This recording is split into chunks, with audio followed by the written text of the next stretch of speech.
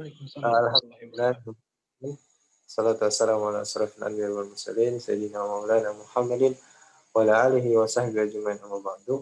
Pertama-tama selalu kita ucapkan dan yang selalu kita panjatkan adalah rasa syukur kepada Allah Subhanahu wa taala.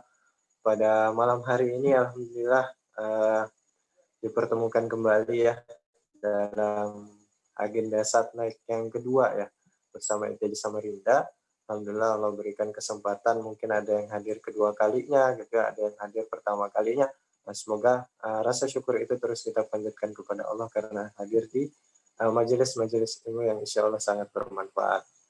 Salawat serta salam, semoga selalu kita curahkan kepada junjungan kita, murabbi terbaik, pemimpin terbaik, yaitu Nabi besar Muhammad SAW.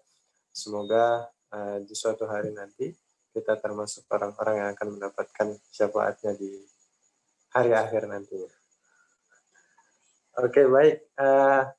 Ya, alhamdulillah, insya Allah. Sebelum memulai ya agenda pada malam hari ini, ya kita mulai dengan bersama-sama melafazkan basmalah. Bismillahirrahmanirrahim. Kemudian mungkin membaca Al-Fatihah secara berjamaah. Bismillahirrahmanirrahim. Alhamdulillahirrahmanirrahim. Ya, oke, baik. Ya, insya Allah teman-teman sekalian yang hari ini hadir, ya insya Allah ada sekitar 20.000 orang ya yang hadir. Alhamdulillah yang hadir pada malam hari ini. Semoga semuanya istiqomah ya hingga akhir agenda nantinya ya, sampai sesi tanya jawab gitu ya, bahkan sampai sesi penutup. Semoga bisa kita kupas tuntas terkait materi atau tema kita pada malam hari ini. Ya, jadi pastinya sudah lihat di flyer atau poster yang disebar terkait tema pada malam hari ini cukup menarik dan bisa dibilang menjadi buah bibir gitu ya di kalangan umat Islam pada hari ini ya, banyaknya kasus-kasus yang mungkin ada di sekitar kita, khususnya di Indonesia itu sendiri gitu ya, mungkin terjadi gitu ya. Mungkin kalau kita analisis lebih dalam, sepertinya ini masuk gitu ya dalam tema kita pada malam hari ini, yakni terkait Islamofobia di negeri muslim kok bisa gitu ya, tanda tanya gitu ya. Ya kita anggap aja Indonesia sebagai negara terbesar yang paling banyak umat muslimnya gitu ya di dunia, ngalahin Arab Saudi dan negara-negara Islam lainnya gitu kan. Yang jadi pertanyaan besar, kok bisa gitu ya di negara yang notabene atau yang paling banyak umat muslimnya kok bisa terjadi Islamofobia gitu ya. Bahkan di tubuh atau jati diri seorang muslim itu sendiri gitu kan. Seakan-akan muslim ini tidak menjadi orang yang mayoritas di negara terbesar hari ini, yaitu di Indonesia gitu kan. Nah, itu yang ingin kita kupas tuntas pada malam hari ini bersama dengan salah satu pemateri yang mungkin sungguh luar biasa dan mungkin teman-teman kenal gitu ya. Tapi sebelumnya mungkin kita masuk ke salah satu agenda, yakni pemutaran video ya. Saya nggak tahu juga nih pemutaran video apa ya. Ya mungkin langsung saja ke sesi pemutaran video. Langsung saja diputar videonya kepada admin. Silahkan.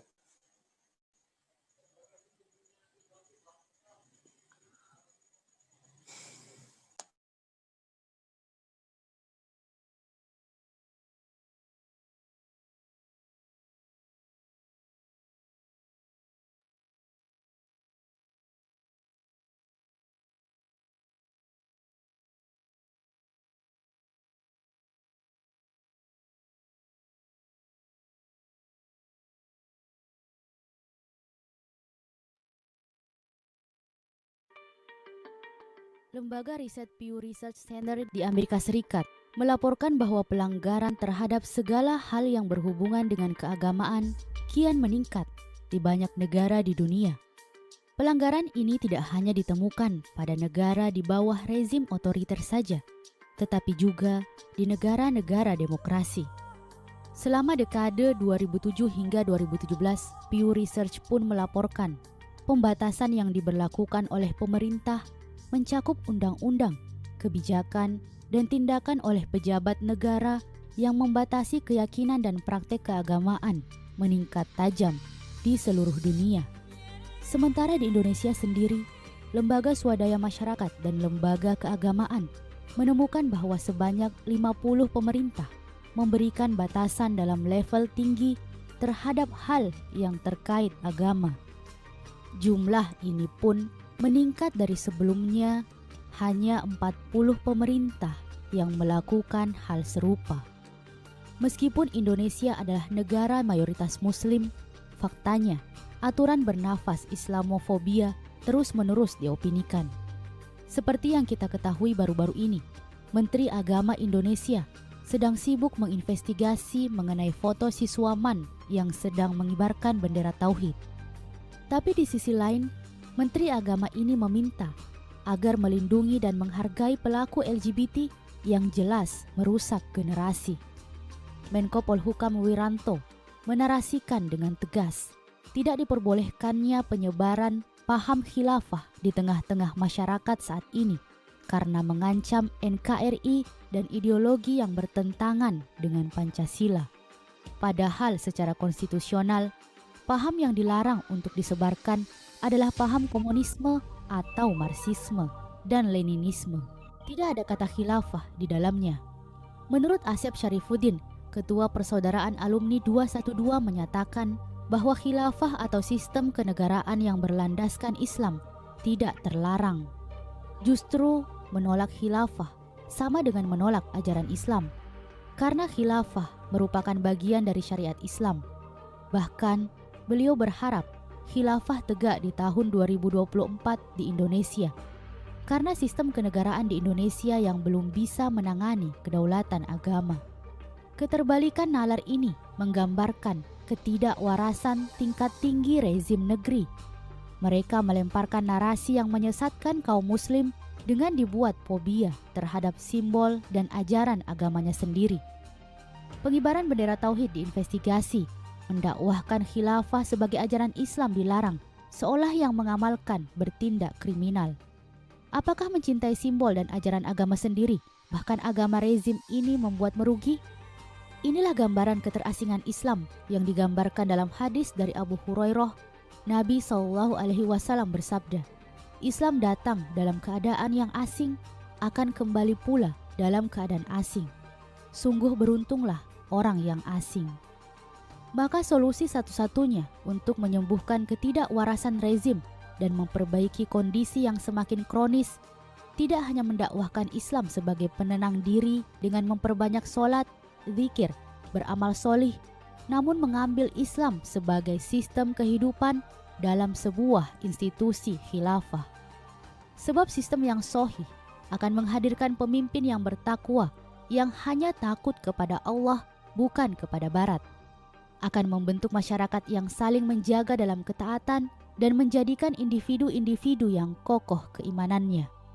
Inilah perubahan yang dicontohkan oleh Nabi Muhammad SAW ketika memperbaiki kondisi masyarakat kafir Quraisy yang jahiliyah, hingga membawa Islam menjadi sebuah negara di Madinah sebagai jalan penerapan Islam kafah. Yuk raih pahala sebesar-besarnya dengan like. Oke, baik.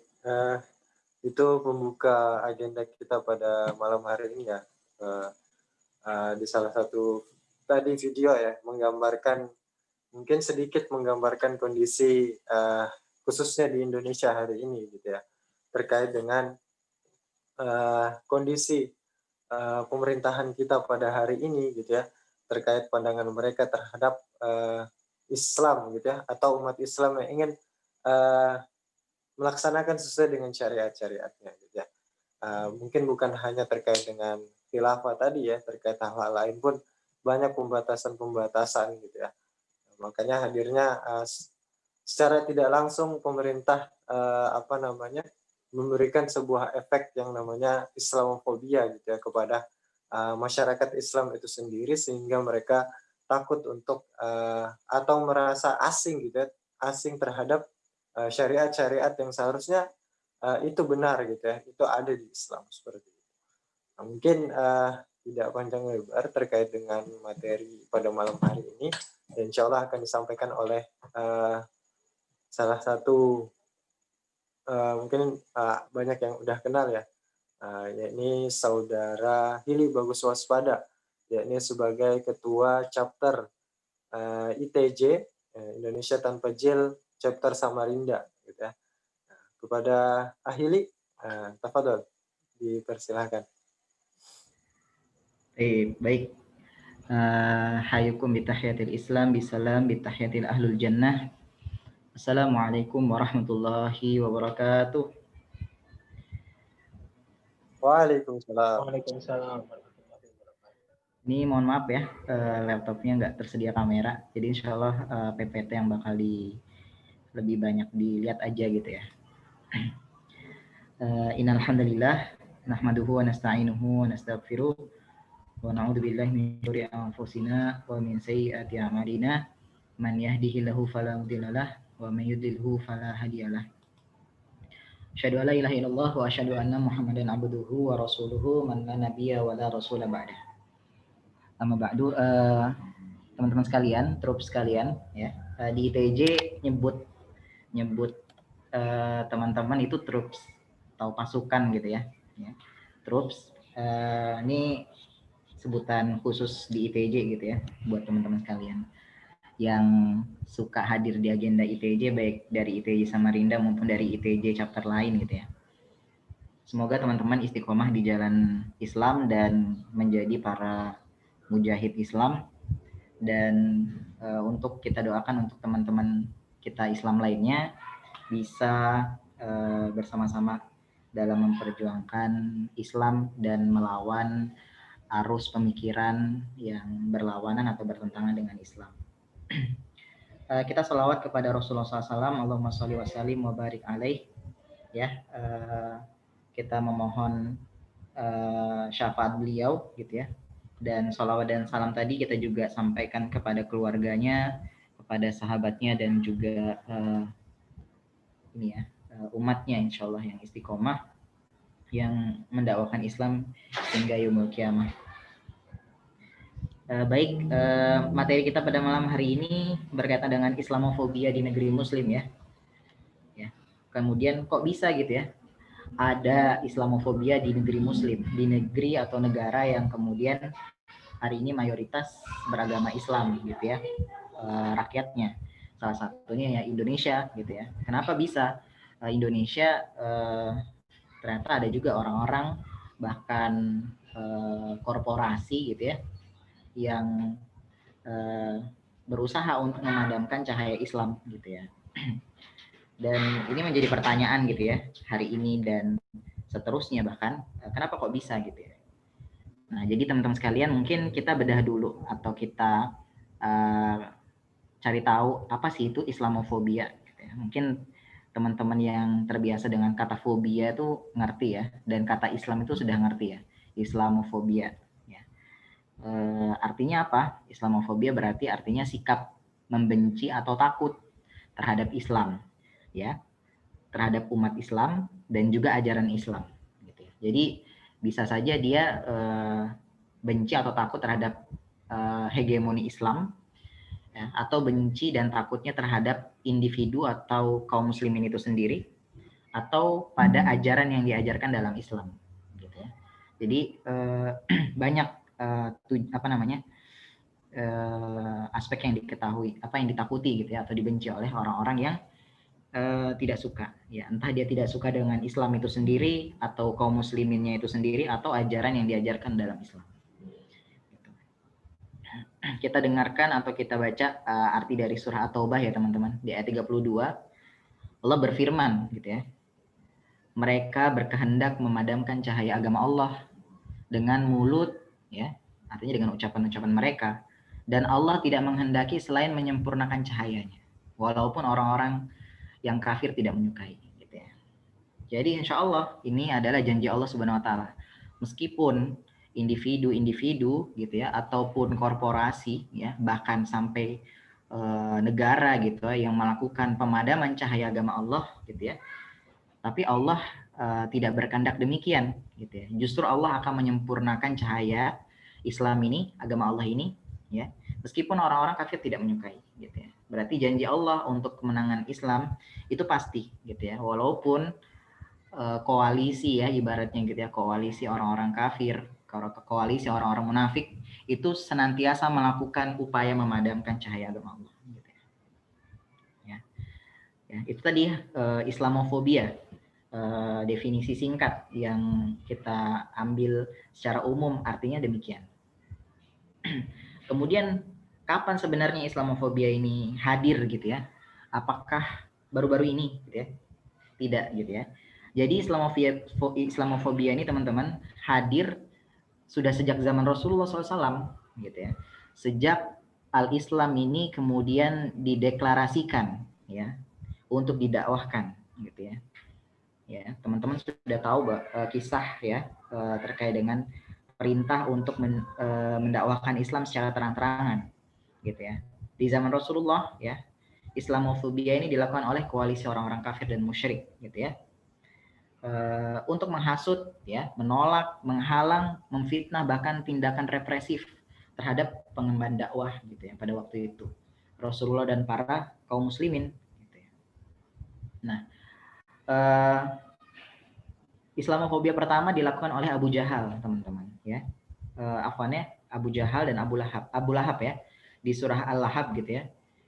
Di mana kemudian ketika Rasulullah mendeklarasikan Islam ya, untuk disampaikan secara terang-terangan kepada seluruh manusia gitu ya. Ya, ternyata respon ketika itu terhadap ajakan Rasulullah yaitu adalah responnya Abu Lahab gitu ya. Celakalah engkau Muhammad gitu ya. Hanya untuk inikah engkau mengumpulkan kami gitu ya. Padahal sejatinya yang ditolak itu sebenarnya bukan Rasulullah gitu ya. Tapi ajakan tadi berpindah dari ajaran nenek moyang gitu ya. Nah, ini dia. Rasulullah itu bahkan digelari oleh orang-orang kafir Quraisy itu Al-Amin. Dipercaya Rasulullah itu orang yang jujur gitu ya, orang yang bisa dipercaya. Ya. Tapi ketika menggesek terkait dengan kepercayaan, ya orang-orang kafir Quraisy ini yang kemudian dilawan oleh orang-orang kafir dan musyrik gitu ya. Nah, jadi mereka berkoalisi gitu ya. Di zaman awal-awal itu mereka berkoalisi antara kabilah gitu ya, antar kepala suku, ya, untuk menghalang-halangi dakwah Islam gitu ya, yang dilakukan oleh Rasulullah dan para umat Islam pada waktu itu. Nah, ini yang terjadi ya di zaman Rasulullah SAW secara umum gitu ya. Nah, kemudian zaman kepemimpinan Rasulullah dan khilafah, kemudian Islamofobia itu tidak semasif dan sehegemoni gitu ya ketika di zaman pranegara Islam gitu ya, dan zaman pasca runtuhnya khilafah gitu ya. Jadi kemudian institusi negara Islam Madinah ya, dan kemudian khilafah Rasyidin sampai khilafah di tahun 1924 gitu ya. Ya. Islamofobia itu terjadi tidak semasif dan tidak sehegemoni gitu ya. Artinya di dalam kepemimpinan Rasulullah dan khilafah itu tegas dalam hal ini penghinaan, pencelaan ya, dan upaya menghalang-halangi Islam gitu ya. Jadi tidak dibiarkan begitu saja ya, seperti di zaman sebelum Islam gitu ya. Kemudian pasca runtuhnya khilafah gitu ya. Ya. Itu pelaksanaan ataupun hal-hal terkait dengan Islamofobia itu masif dan sehegemoni ya. Dan Islam pada waktu masih belum kuat gitu ya, masih belum kokoh gitu ya dalam melawan arus Islamofobia ini gitu. Nah, ya, jadi seperti itu ya teman-teman. Jadi Islamofobia itu ketika di zaman kepemimpinan Rasulullah ya, dan kemudian khilafah dan selanjutnya tegas terhadap upaya menghalang-halangi Islam gitu ya, dan umat Islam ya. Islamofobia itu kemudian langsung ditindak tegas gitu ya, sampai bahkan ada seruan-seruan jihad untuk orang-orang yang kemudian memerangi Islam, memerangi individu Muslim, ya, dan juga ajaran yang diajarkan dalam Islam. Yaitu kemudian upaya yang dilakukan oleh kepemimpinan Rasulullah dan khilafah. Gitu. Ya. Zaman sekarang gimana? Ya, Islamofobia kemudian hari ini tersebar, teman-teman, hampir di seluruh negeri, tidak terkecuali negeri kaum muslimin, gitu ya. Ya, kenapa bisa kemudian tersebar, gitu ya? Karena pemahaman sekuler kapitalis ini yang kemudian menyuburkan Islamofobia itu sendiri, ya, di negeri-negeri kaum muslimin, gitu ya, bahkan di negeri minoritas muslim, ya, di negeri barat, gitu ya, yang apa namanya, Islam muslimnya sedikit, ya, muslimnya tidak terlalu banyak, gitu ya. Islamofobia itu kemudian menghantam atau memiliki corak terhadap anti dengan agama Islam, gitu ya, anti dengan ajaran Islam, anti dengan penganutnya, gitu ya. Di negeri minoritas muslim ini kemudian dilakukan baik dari pemerintah, ya, tidak hanya dari individu-individu yang membenci Islam, tapi hingga sampai tataran pemerintah, ya, tataran negara yang memerangi Islam, gitu. Nah, jadi ini kemudian, dan juga media massa, teman-teman, ya, media massa yang Islamofobia, ya, yang anti dengan Islam, kemudian juga memberitakan, gitu ya, kan, kemudian memberikan informasi terhadap Islam, terkait dengan Islam itu justru yang ngawur-ngawur, gitu ya, ya, ada apa namanya, ada sesuatu misalnya pengeboman atau misalnya apa, gitu ya, langsung yang dihantam adalah Islam, dikambing hitamkan Islam, gitu ya. Jadi dan mengabarkan atau menjelaskan Islam itu kemudian salah, gitu ya. Kemudian apa namanya, yang ngeri-ngerinya, gitu ya, yang dijelaskan, gitu ya. Nah, jadi Islamofobia itu kemudian di sana masif dan terstruktur, gitu ya, mulai dari individu yang membenci Islam, ya, sampai dengan tatanan pemerintah, gitu ya.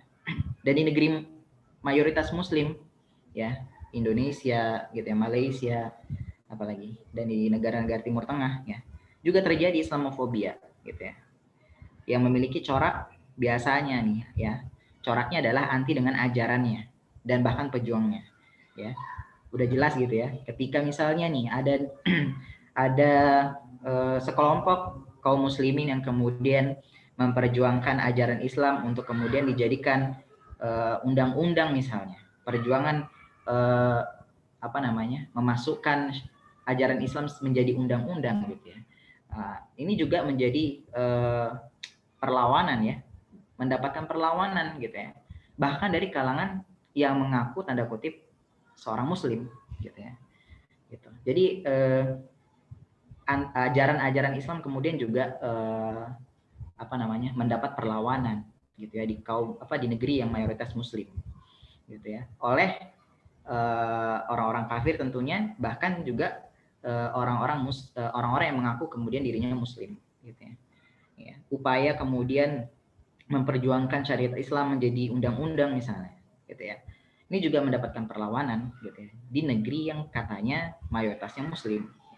Tapi ternyata kesadaran diri sebagai seorang muslim untuk kemudian apa namanya, menerapkan syariat Islam secara secara kafah, gitu ya, dari dirinya, gitu ya, dan memperjuangkan sampai ke negara, itu juga masih belum difahami oleh kaum muslimin, gitu ya. Nah, padahal konsekuensi kita, gitu ya, sebagai seorang muslim yang sudah bersyahadah bahwasanya Allah Subhanahu wa taala adalah Rob kita, gitu ya, maka kemudian apapun yang kemudian yang Allah sampaikan, ya, kepada Rasulullah, kemudian syariat Islam ini kemudian juga otomatis, ya, menjadi perjuangan kita juga, gitu ya, untuk diterapkan. Dan kita meyakini bahwasanya kemudian syariat Islam ini adalah hukum, gitu ya, atau undang-undang yang kemudian memberikan keadilan, ya, untuk siapa saja, tidak hanya untuk kaum muslimin,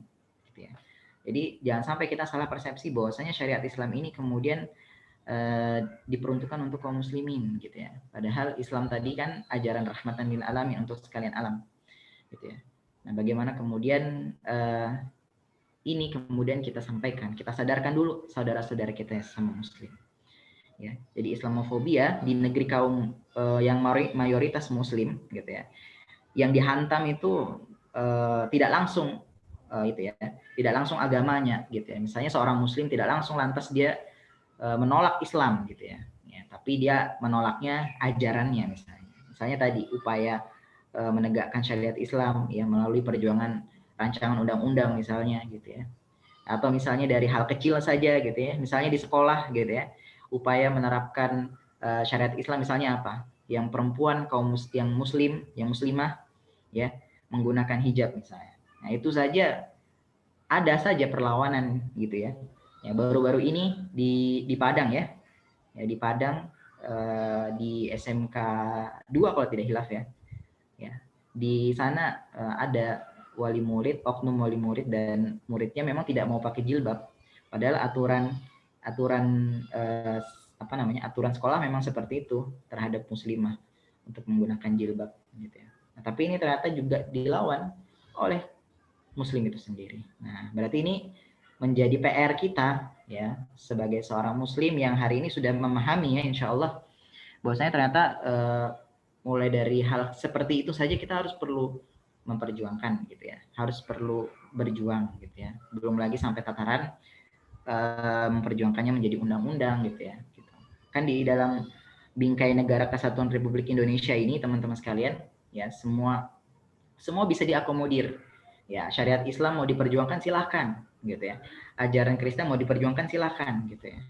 Nah, tapi kan mayoritas muslim ini belum tentu menjadi kekuatan kita ya untuk memperjuangkan syariat Islam, karena ada saja ternyata oknum muslim yang kemudian hari ini tidak sepakat dengan ajaran Islam itu sendiri untuk diterapkan dengan alasan apa, gitu ya. Biasanya alasan yang dihembuskan ya ini kan negeri plural, gitu ya, ada agama selain Islam saja, gitu ya, berarti pemahaman dia terkait dengan syariat Islam masih minim, gitu ya. Nah, ini kemudian yang harus kita sadarkan. Nah, upaya perjuangan kita adalah yang pertama adalah menyadarkan saudara-saudara kita, saudara-saudari kita sesama muslim, gitu ya, dengan menyampaikan ya, menyadarkan bahwasanya syariat Islam ini kemudian menjadi solusi, gitu ya, untuk masalah-masalah yang terjadi di negeri ini. Jadi ajaran Islam tadi dihantam, gitu ya, tidak disepakati oleh sebagian kaum muslimin, gitu ya, di negeri yang katanya mayoritas muslim. Belum lagi pejuang-pejuangnya yang kemudian dikriminalisasi, gitu ya.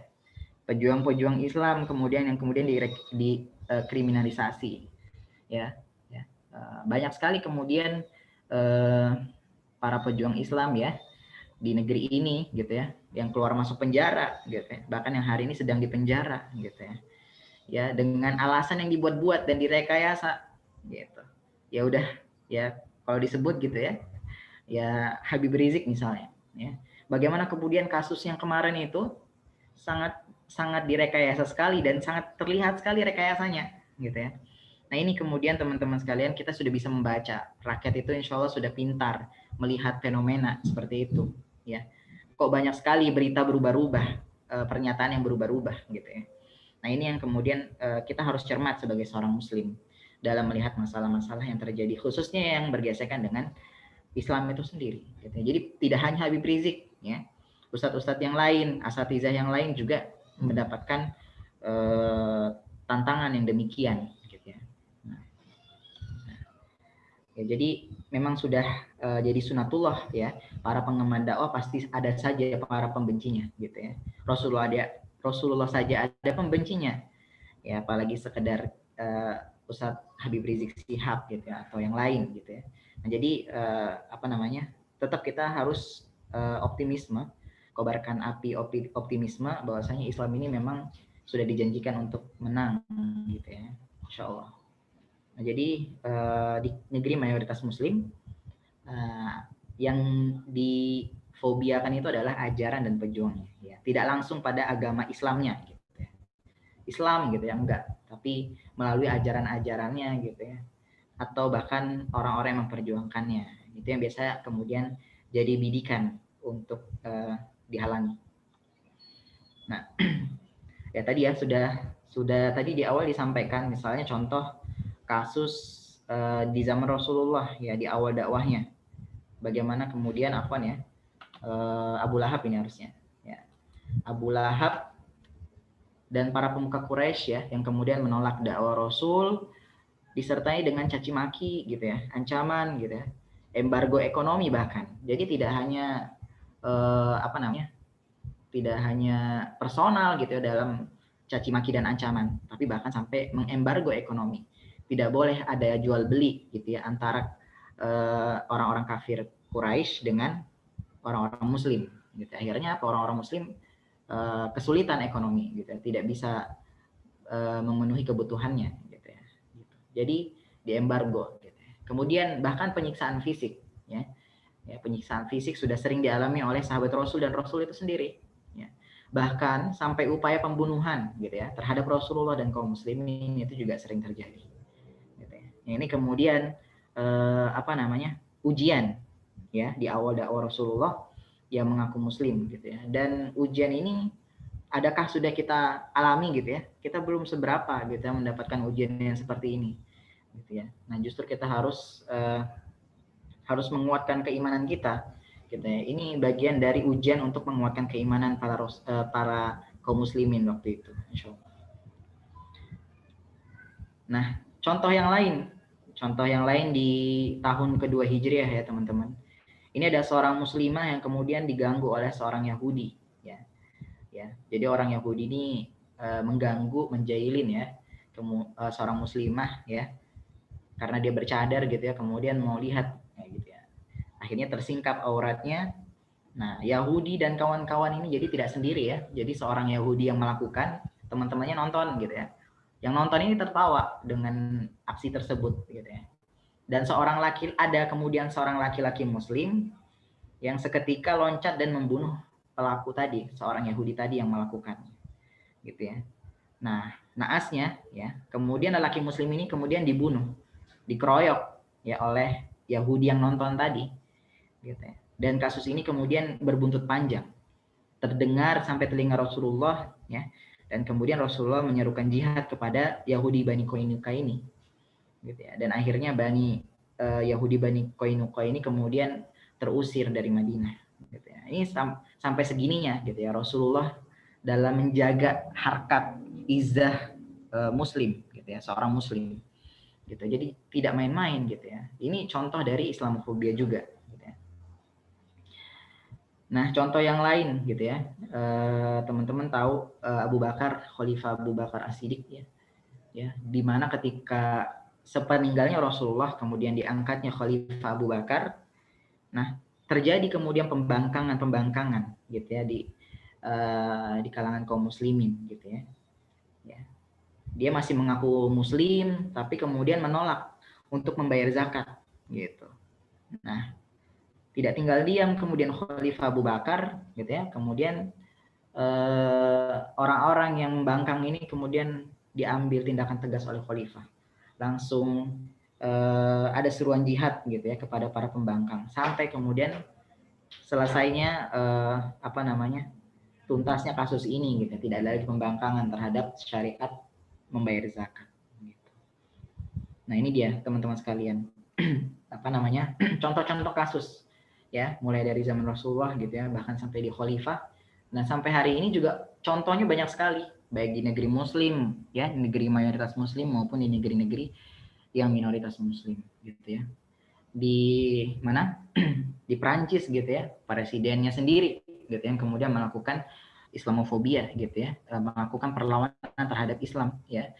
Bahkan di sana seorang kartunis juga menggambar Rasulullah gitu ya, meskipun itu bukan Rasulullah sebenarnya, tapi dia menganggap itu Rasulullah gitu kan. Nah, ini juga bagian dari Islamofobia ya. Nah, atau misalnya menggambarkan Islam itu sebagai agama yang teror gitu. Itu juga bagian dari Islamofobia gitu ya.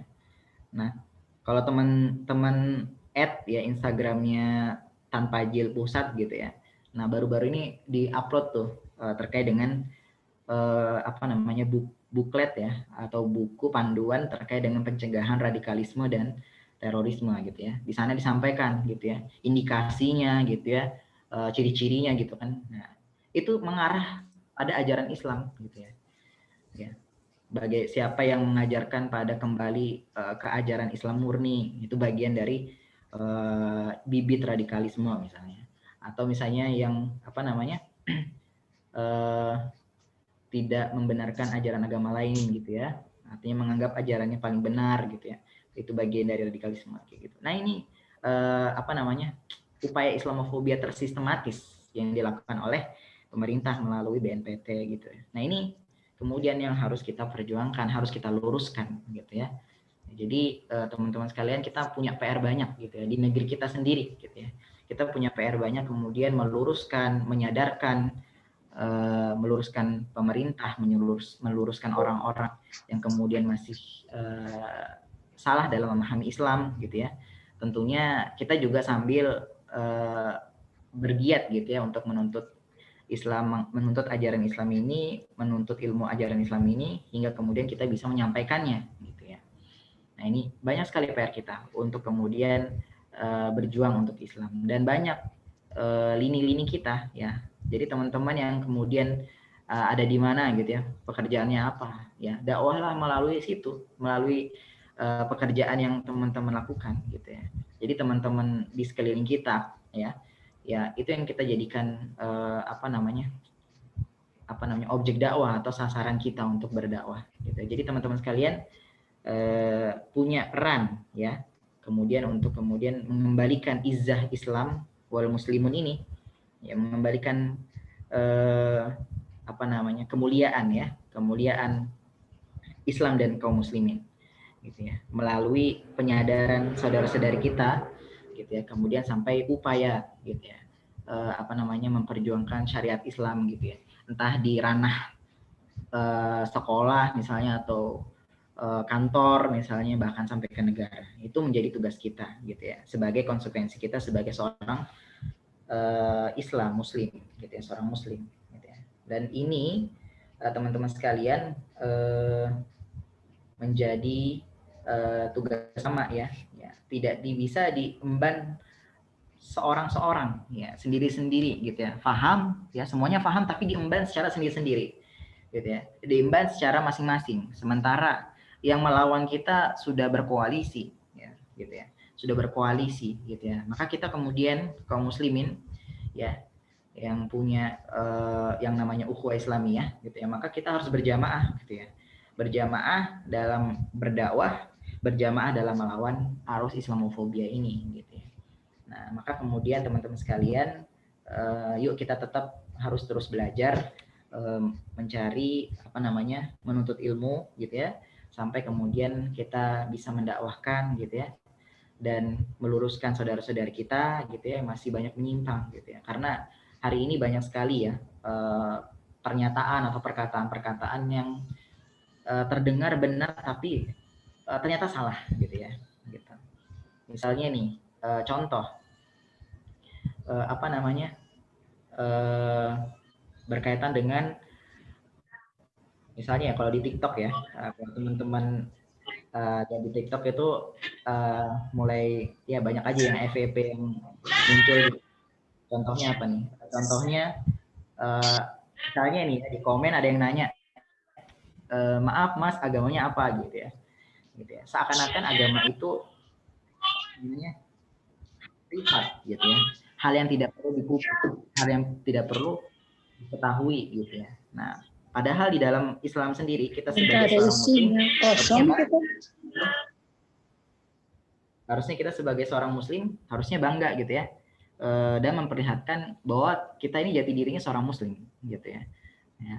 Ya terserah ya yang di luar Islam, entah dia mau menyembunyikan atau enggak, ya itu urusan dia. Tapi kalau seorang muslim gitu ya, harusnya dia bangga menjadi seorang muslim gitu ya, bukan justru disembunyikan gitu ya. Nah, jadi karena apa namanya, dakwah terang-terangan itu sudah disampaikan dalam Al-Qur'an gitu ya. Maka kemudian kita sebagai seorang muslim juga harus terang-terangan gitu ya, bahwa kita seorang muslim. Jangan sampai apa namanya, kita ini menyerap atau memahami hal yang sama yang dipahami oleh orang-orang di luar Islam gitu ya. Jadi kita dalam memahami agama itu tidak sama dengan bagaimana orang Kristen memahami agamanya. Gitu ya. Gitu. Jadi kita punya alur pemikiran pemahaman terkait dengan Islam itu sendiri, gitu ya. Jadi tidak bisa kita samakan, gitu ya, antara agama gimana dia memikir cara berpikir terkait dengan agamanya itu tidak bisa disamakan dengan bagaimana kita berpikir atau bagaimana dia berpikir tentang agamanya. Gitu. Jadi teman-teman kita juga masih banyak sekali karena ajaran Islam ini sampai akhir hayat kita, gitu ya. Tentunya tidak semua ajaran Islam ini kita bisa memahami gitu ya, tapi kita terus berusaha untuk memahami gitu ya, seberapa pun yang kita bisa dapat gitu ya. Nah itu dia barangkali. Jadi teman-teman sekalian, negeri yang mayoritas Muslim ya, contohnya di Indonesia itu masih berlangsung ya upaya Islamofobia gitu ya, dan yang dilakukan oleh baik individu-individu gitu ya, ataupun yang dilakukan bahkan sampai koalisi gitu ya, mulai dari koalisi individu, koalisi komunitas, organisasi, lembaga, sampai dengan negara gitu ya. Nah ini jadi PR kita, bagaimana kita melawan gitu ya, dan mendudukkan gitu ya orang-orang yang kemudian memperjuangkan Islam gitu ya. Jangan sampai kita mendudukkan orang-orang yang kemudian justru antipati terhadap ajaran Islam gitu ya. Nah, maka kemudian teman-teman sekalian lewat jalur siasah atau politik ini juga bagian dari upaya untuk memperjuangkan Islam gitu ya.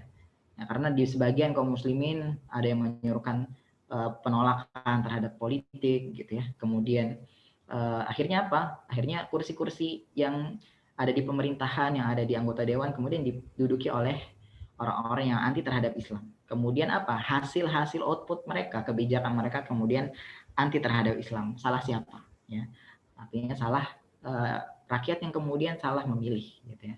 Nah kemudian hari ini teman-teman, ayo kita mulai dari diri sendiri sampai kita memperjuangkannya sampai ke institusi negara, gitu ya. Dengan hal yang kita bisa kita lakukan, ya sebagai konsekuensi kita tadi sebagai seorang Muslim, gitu. Ya jadi teman-teman itu tadi yang bisa saya sampaikan, gitu ya, berkaitan dengan Islamofobia gitu ya di negeri kaum muslimin. Kok bisa ada gitu ya, pasti ada gitu ya, di zaman Rasulullah ada gitu ya, tapi upaya pencegahannya berbeda gitu ya. Meskipun kita ini negeri kaum muslimin, tapi ternyata syariat Islam tidak tegak secara menyeluruh gitu ya, masih parsial gitu ya. Ya, ada di sebagian lini aspek kehidupan, beberapa ada yang sudah cover gitu ya syariat Islam, tapi di sebagian yang lain belum. Nah ini yang harus kita perjuangkan gitu ya, dan ini jadi PR kita bersama ya. Wallahu alam bisawab. Nanti mungkin kalau misalnya ada yang perlu ditambahkan atau perlu ada yang diluruskan ya, atau ada yang perlu dipertanyakan ya, kita sama-sama belajar bahwasanya Islamofobia ini akan terus ada gitu ya, karena ini bagian dari tantangan dakwah Islam ya, maka tidak mungkin 100% tidak ada gitu ya, pasti akan ada. Hanya saja bagaimana kita meminimalisir gitu ya. Kalau di zaman pra-Islam ya, artinya di zaman jahiliyah, kemudian di zaman pasca runtuhnya khilafah itu kemudian sistematis dan masif gitu ya. Bagaimana kemudian hari ini kita sudah punya apa nih namanya? Sudah punya kantong, kita sudah mayoritas muslim. Nah, bagaimana ini kita mengkapitalis kaum muslim ini gitu ya, perjuangannya bagaimana? Berarti ini kita lakukan adalah penyadaran kaum muslimin, mayoritas muslim ini gitu ya. Nah ini menjadi PR kita bersama ya, apapun antum organisasinya, afiliasi harokahnya apa, tapi kita punya pemahaman persepsi yang sama bahwasanya syariat Islam ini perlu diperjuangkan gitu ya. Nah, ini mungkin yang bisa disampaikan pada malam hari ini. Sekali lagi kita diskusi saja nanti selanjutnya, kurang lebih jam berapa sekarang? 21.20 ya ternyata. Ya, mungkin 10 menit ya. Kita bisa diskusi atau tanya jawab ya. Ana akhirin bila taufik wal hidayah wa ridha wal hinayah. Assalamualaikum warahmatullahi wabarakatuh.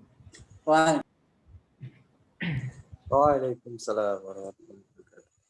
Ya, itu tadi ya penyampaian materi dari Ahili terkait Islamofobia gitu ya, baik di negeri kita sendiri gitu ya, atau mungkin di negara-negara lain, atau bahkan yang terjadi di zaman Rasulullah gitu ya, di zaman sebelum kita. Ya baik, Tafadhol, kalau ada yang mau bertanya silahkan, yang ada yang ingin bertanya atau ada yang ingin didiskusikan, ya silahkan langsung saja sampaikan, bisa langsung open mic. Open mic. Ya, silahkan teman-teman sekalian. Mungkin atau ada yang ingin diluruskan gitu kan. Ya, silahkan. Kita santai aja ya malam ini. Santai ya. Lagi di mana ini? Lagi di rumah. Oh, lagi di rumah. Oke. Baru sampai tadi jam 2-an. Oke. Ya, gimana teman-teman sekalian? Trops ya tadi namanya, Trops.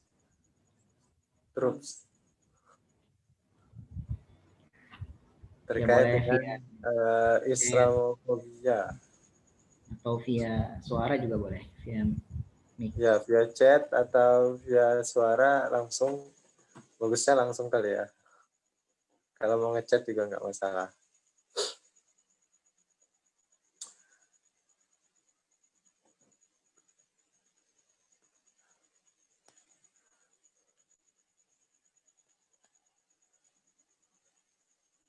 Oke, karena nggak ada mungkin sedikit pembuka kali ya. Kalau dari Ane mungkin kita diskusikan aja terkait dengan kemarin sempat ikut ya, ada materi terkait mungkin ada sangkut pautnya dengan Ghazul Fikr gitu ya, Ghazul Fikri, perang pemikiran gitu mungkin ya, terkait Islamofobia yang mungkin terjadi di Indonesia hari ini gitu kan. Karena kalau di Indonesia kita lihat sangat-sangat sistematis gitu ya, apa yang sekarang dilakukan mungkin oleh orang-orang di luar sana yang ingin meredupkan cahaya-cahaya Islam khususnya di Indonesia gitu kan. Nah, mungkin yang ingin Anda tanyakan terkait dengan Islamofobia di negeri Islam gitu ya, khususnya di Indonesia gitu. Karena kalau di Indonesia ini kita lihat masih belum terlalu maksudnya belum terlalu terlihat gitu loh di kalangan Muslim itu sendiri gitu kan. Apalagi kalau di Indonesia juga mayoritas mungkin banyak ya Islamnya juga, mungkin kalau di perkampungan kan menjadi sebuah masalah kalau terkait Islam gitu ya, sehingga mereka yang paling banyak disusupi pemikiran-pemikiran seperti ini kan juga orang-orang yang ada di pelosok-pelosok gitu kan. Nah, mungkin ini kan banyak mungkin ya nanti yang banyak yang akan pulang kampung gitu kan nanti kan, ke kampung masing-masing gitu kan. Nah, mungkin bisa ngasih hal awal gitu, bagaimana caranya nanti pada saat kita di kampung, apakah kita harus menyesuaikan dengan kondisi di lapangan atau kita harus saklek sesuai dengan apa yang ada, apa yang harusnya kita bawa gitu. Itu mungkin Ahili, dapat nggak pertanyaannya? Dapat. Oke. Ya, mungkin ini yang anak perantauan ya. Kalau di Samarinda ini banyak mahasiswa, mungkin nanti mau pulang kampung, terus di kampungnya ada yang kita anggap gitu ya, kita masih menganggap itu sebagai sebuah hal yang salah. Bagaimana kita meluruskan, misalnya apalagi kita ini masih anak baru kemarin gitu ya, mau ngelurusin orang-orang tua di sana misalnya gitu ya, yang mungkin yang kita anggap tadi pemahamannya atau penyampaiannya ada yang keliru gitu. Nah ini terkait dengan uslub sebenarnya ya, atau cara kita gimana kemudian kita berdakwah di kondisi yang demikian, nah gitu ya. Jadi tidak langsung kita menentang terbuka gitu ya, menyampaikannya terbuka. Nah, perlu ada cara ya, cara atau treatment bagaimana kita meluruskan gitu ya, atau bagaimana kita berdialog dulu deh sebelum kita menganggap itu hal yang salah. Kita harus tahu dulu nih landasan kita bilang salah itu apa, atau hal yang nyeleneh itu apa ya, atau apa namanya, pernyataan yang salah itu apa, kita sampaikan yang mana, kita punya bawakan dalil yang mana, seperti itu. Nas-nas yang mendukung pernyataan kita itu seperti apa gitu ya. Kemudian gimana? Ya mungkin kita bisa silaturahim dengan tokoh yang menyampaikan gitu ya. Ya, bertemu gitu ya, entah kita yang ngajak dia ke rumah gitu ya, atau kita yang bertamu ke rumahnya gitu ya. Dengan hati yang lapang dada dan pikiran yang jernih gitu ya. Dengan hati yang senang gitu ya, tentunya ya berdialog gitu ya, belajar lah ya, ibaratnya kita ini kan yang muda gitu ya, ingin meluruskan yang tua ya, berarti kita harus dengan cara sesuai dengan umur kita gitu ya. Kita ingin meluruskan ya, ibaratnya kita ingin belajar ya, Pak kemarin misalnya nih ya, bapaknya mengeluarkan pernyataan, kita sampaikan, Pak kemarin Bapak ada bilang seperti ini gitu ya, bolehkah kita misalnya mau tahu apa namanya dalil yang bisa mendukung pernyataan itu gitu. Nah ya, bukan berarti kita nggak percaya gitu, tapi kita ingin menguatkan keimanan kita gitu ya, dengan memahami dengan beserta dalilnya, misalnya seperti itu. Ya kita tukar pikiran gitu ya. Kalau misalnya ada disampaikan, ya udah monggo gitu ya, dan dalilnya sahih ya kita terima. Ya, tapi kalau misalnya kita ada dalil yang lain gitu ya, maka kita kembalikan gitu ya kepada bagaimana kita cara mengambil ini ya, sahih yang mana derajatnya dari dalil yang kita berikan gitu. Jadi tidak langsung secara terbuka gitu ya, dia nyampaikan langsung kita bilang salah itu gitu ya. Ya, kita nanti yang langsung jadi tontonan dan yang dipersalahkan ya, meskipun misalnya ternyata kita benar. Nah, berarti cara kita, uslub dalam dakwah ini juga perlu kita pelajari gitu ya. Jadi maka fikih dakwah ya teman-teman yang aktivis dakwah biasanya nih ya, perlu ini belajar juga fikih dakwah, bagaimana berdakwah di kondisi yang demikian, bagaimana berdakwah dengan kondisi yang lain gitu. Jadi punya treatment yang berbeda-beda, kita tidak bisa sama semua kondisi. Ya, seperti itu. Ya. Oke, baik.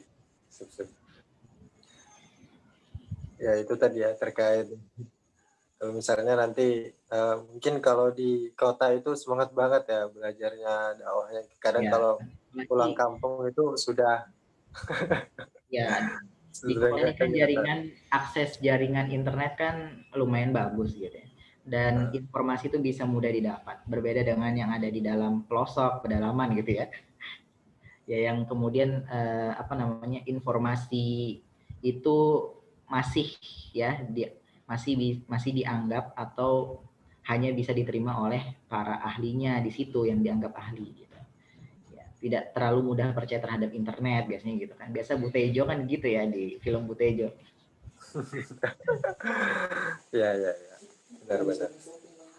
Ya itu mungkin tadi ya, mungkin masih ada kesempatan masih tinggal di Samarinda atau di perkotaan gitu kan, bisa tuh perbanyak relasi lah gitu ya terkait dengan hal seperti ini gitu, agar ketika pulang kampung mungkin ya bisa menyesuaikan lah di lapangan.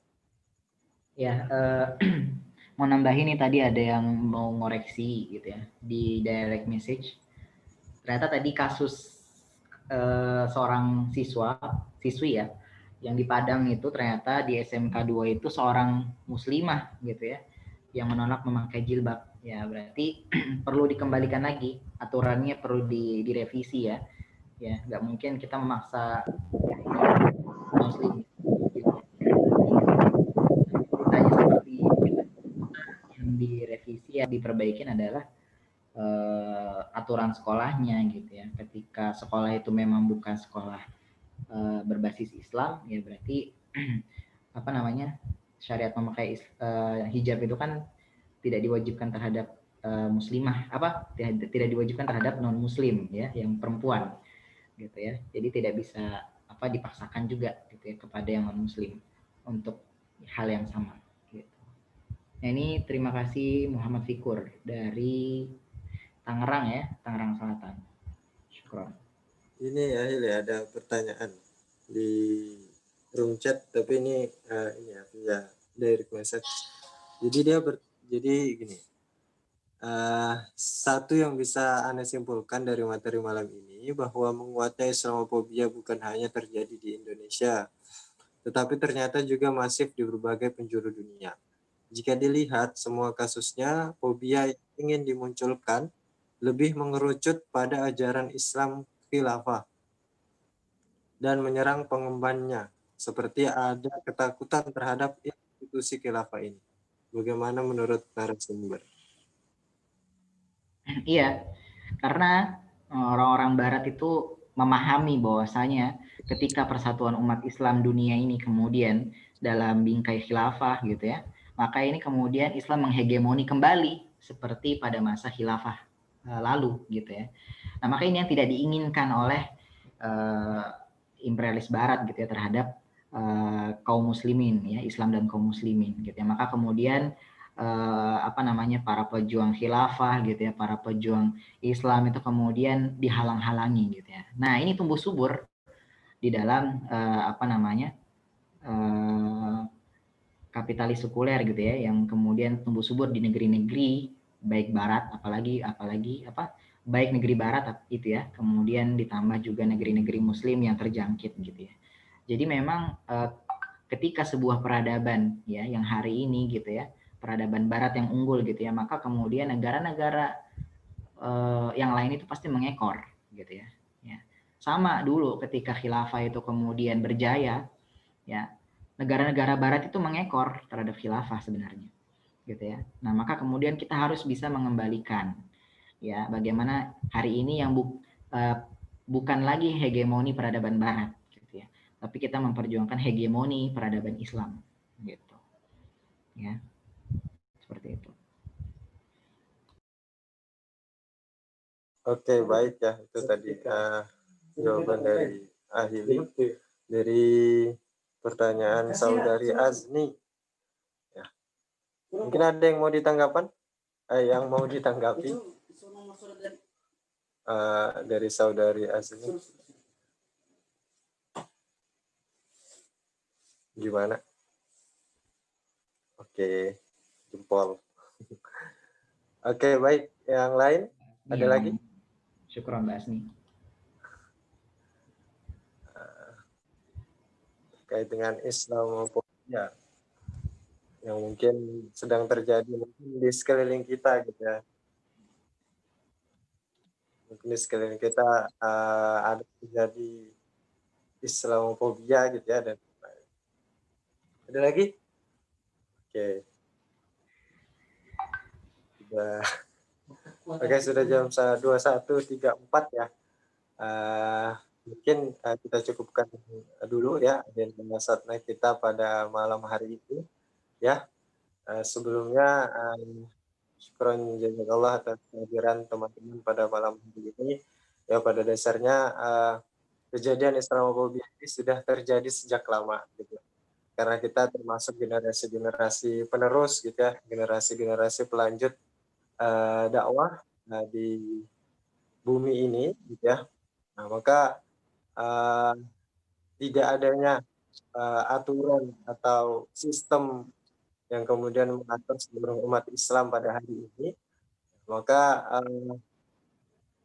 ada kesimpulan yang ingin disampaikan bahwa di tengah perang pemikiran yang begitu luar biasa di tubuh umat Islam gitu ya, ada sebuah perjuangan, mungkin ya disebut juga perjuangan mungkin seperti itu, yang terjadi di zaman Nabi Ibrahim mungkin gitu ya, yang mana ada seekor semut, cicak dan burung mungkin ya, mungkin pernah teman-teman dengar bahwa meskipun dengan api yang begitu besar gitu, tetapi si semut itu sendiri memperlihatkan gitu ya keberpihakannya untuk membantu Ibrahim, meskipun dengan setitik air gitu atau setetes air yang kemudian itu tidak mungkin mematikan api tersebut, gitu ya. Tetapi ya katakan bahwa setidaknya saya memperlihatkan keberpihakan saya itu kepada siapa, gitu kan. Sedangkan cicak memperlihatkan keberpihakannya dengan meniup api tersebut, gitu ya, agar menjadi besar. Nah, maka dari itu teman-teman sekalian, di zaman yang begitu luar biasa perang pemikirannya, teman-teman harus memperlihatkan di mana teman-teman berpihak pada hari ini, gitu ya. Meskipun itu begitu kecil, gitu ya, kontribusinya. Meskipun itu begitu kecil. Nah, mungkin itu saja ya penyampaian aneh dan teman-teman ITJ Samarinda. Mohon maaf ketika ada kesalahan atau kekurangan yang mungkin terjadi pada agenda pada malam hari ini ya. Insyaallah kita tutup dengan bersama-sama melafazkan hamdalah. Alhamdulillahirabbil alamin. Ya, afwan minkum. Mohon maaf jika ada salah kata. Astabiqul khairat. Assalamualaikum warahmatullahi wabarakatuh. Waalaikumsalam. Ya baik, terima kasih. Sampai ketemu di slide Boleh selanjutnya. foto bareng mungkin di Oh pintu. iya, foto bareng. Ada PJSS-nya Mas Samsul. Oke, Asyamsul. Tafadhol. Baik teman-teman semua, silakan untuk dinyalakan kameranya untuk foto bareng.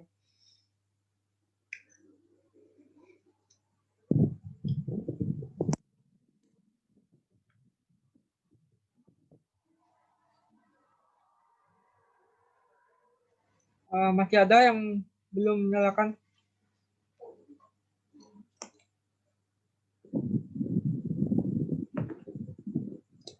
Ya, silakan dinyalakan dulu kameranya, foto baru kita foto bareng. Kalau memang tidak berhalangan, silakan.